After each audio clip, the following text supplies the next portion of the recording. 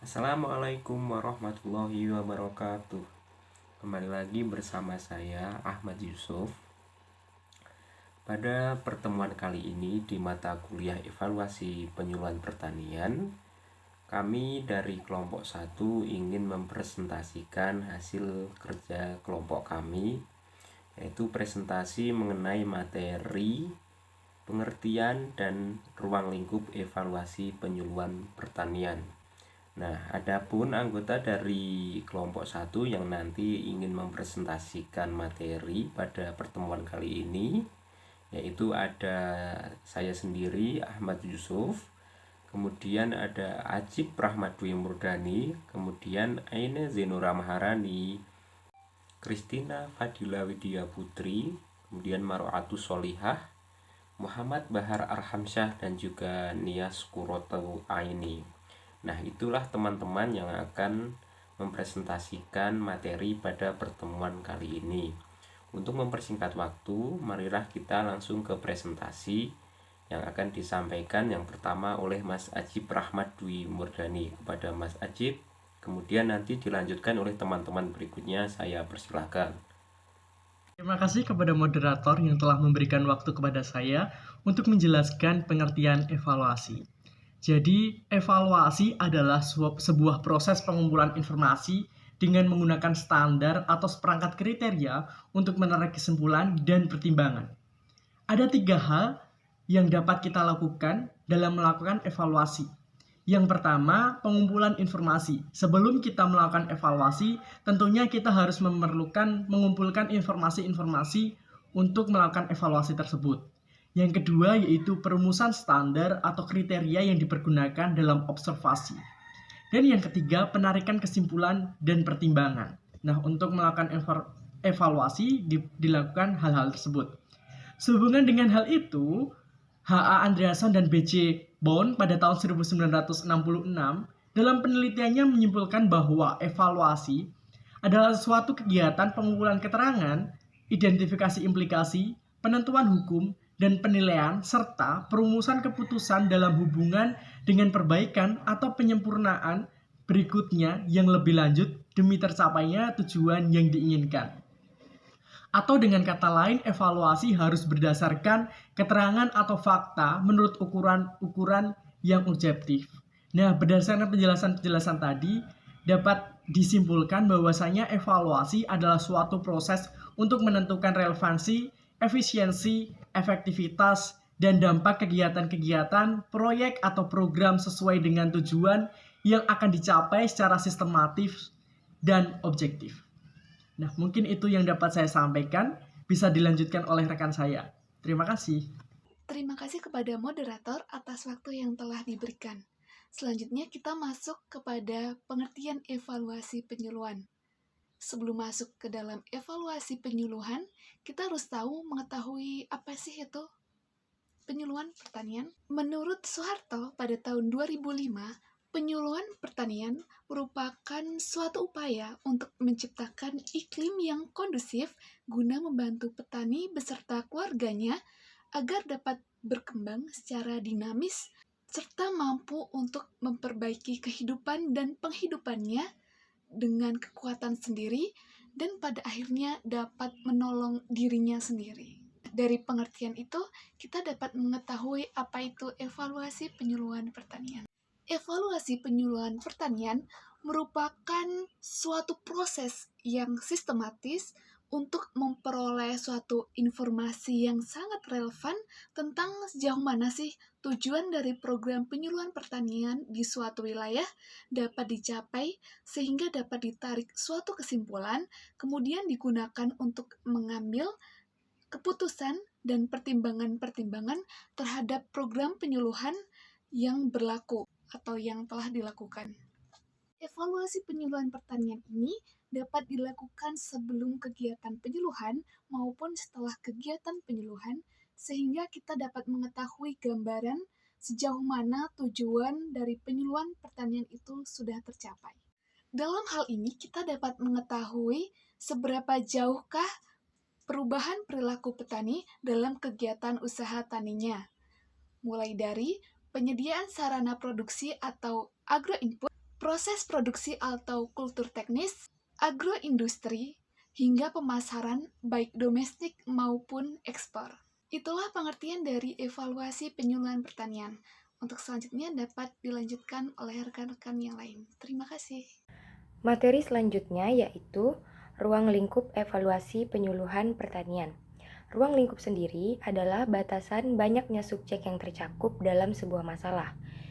Batasan sendiri dapat berupa materi, variabel yang diteliti, subjek, ataupun lokasi. Kemudian, untuk manfaat evaluasi penyuluhan sedemikian luas, digunakan untuk menentukan tingkat perubahan perilaku petani setelah penyuluhan, juga akan dihasilkan pertimbangan-pertimbangan untuk perbaikan program dan penyempurnaan kebijakan penyuluhan pertanian ke depannya.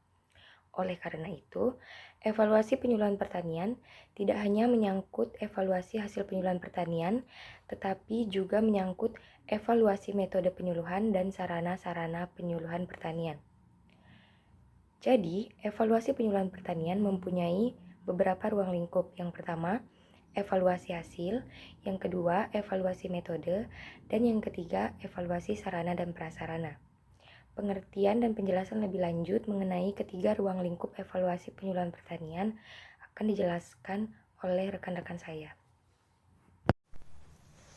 Ruang lingkup evaluasi penyuluhan pertanian ada 3. Salah satunya adalah evaluasi hasil penyuluhan pertanian atau result evaluation. Nah, kali ini saya akan menjelaskan tentang evaluasi hasil penyuluhan tersebut. Apa sih hasil dari kegiatan penyuluhan pertanian? Hasil dari kegiatan penyuluhan pertanian itu adalah derajat pencapaian tujuan penyuluhan pertanian. Lalu, apa tujuan penyuluhan pertanian itu? Tujuan penyuluhan pertanian itu adalah perubahan perilaku petani dan anggotanya sebagai sarana atau target group dari kegiatan penyuluhan.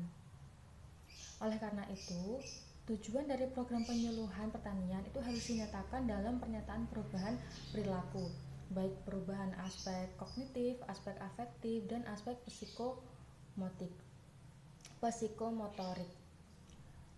Penjelasan dari ketiga aspek itu apa saja? Jadi aspek kognitif itu adalah kemampuan mengembangkan intelijensia atau pengetahuan, pengertian, penerapan, analisis, analisis dari petani.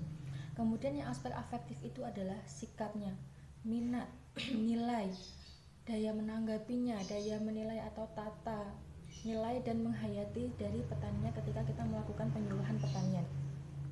Kemudian dari segi sikap psikomotorik itu adalah gerak motor itu kekuatannya, tingkat kecepatan dalam mencermati, terus tingkat ketepatan, ketahanan, dan keharmonisan dari petani tersebut dengan penyuluh pertanian. Jadi evaluasi hasil dari suatu program penyuluhan pertanian itu adalah mengevaluasi sampai seberapa jauh sih tingkat dari pencapaian tujuan yang direncanakan, yang merupakan perubahan perilaku petani dan anggota keluarganya dalam mengadopsi inovasi-inovasi atau pembahasan yang dibutuhkan oleh penyuluhan, yang disuluhkan oleh penyuluhan pertanian sebagai change agent. Jadi evaluasi hasil penyuluhan itu lebih kepada bagaimana pencapaian dari tujuan penyuluhan pertanian itu tersebut. Baik, Assalamualaikum warahmatullahi wabarakatuh. Terima kasih atas kesempatan yang diberikan. Selanjutnya di sini saya akan melanjutkan penjelasan dari kelompok kami, yaitu terkait dengan evaluasi metode penyuluhan. Sebelumnya di sini saya akan menjelaskan terlebih dahulu apa itu metode penyuluhan. Metode penyuluhan adalah dapat diartikan sebagai cara atau teknik penyampaian suatu materi penyuluhan oleh para penyuluh kepada petani beserta keluarganya, baik secara langsung maupun tidak langsung, agar mereka tahu, mau, dan mampu menerapkan informasi atau teknologi baru.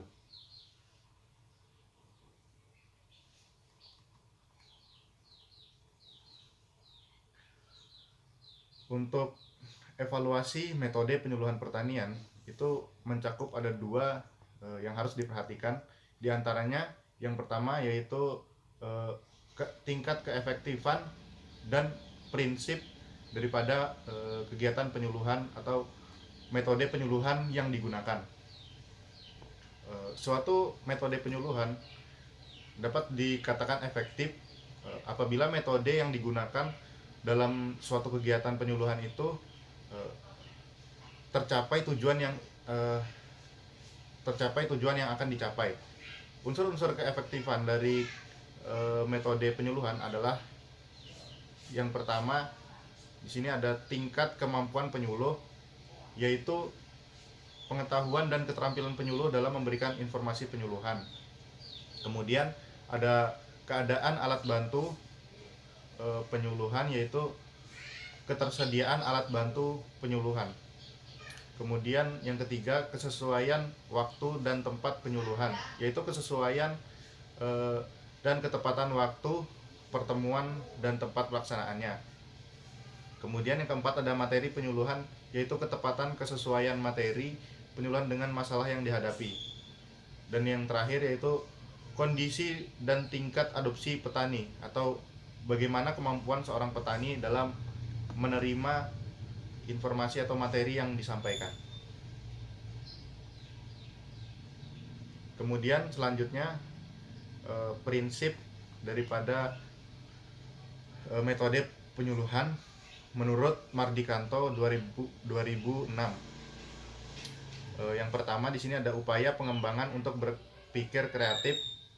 Prinsip ini dimaksudkan bahwa melalui penyuluhan pertanian harus mampu menghasilkan petani-petani yang mandiri, mampu mengatasi permasalahan yang dihadapi dan mampu mengembangkan kreativitasnya untuk memanfaatkan setiap potensi dan peluang yang diketahui untuk memperbaiki mutu hidupnya. Kemudian yang kedua, tempat yang baik adalah di tempat kegiatan sasaran. Prinsip ini mendorong petani belajar pada situasi nyata sesuai dengan permasalahan yang dihadapi di lapangan. Untuk yang ketiga di sini ada setiap individu terkait dengan lingkungan sosialnya. Prinsip ini mengingatkan kepada penyuluh agar keputusan-keputusan yang diambil petani dilakukan berdasarkan lingkungan sosialnya. Kemudian yang keempat, ciptakan hubungan akrab dengan sasaran. Keakraban hubungan antara penyuluh dan sasaran memungkinkan terciptanya keterbukaan sasaran dalam mengemukakan masalahnya. Kemudian yang kelima, memberikan sesuatu untuk terjadinya perubahan.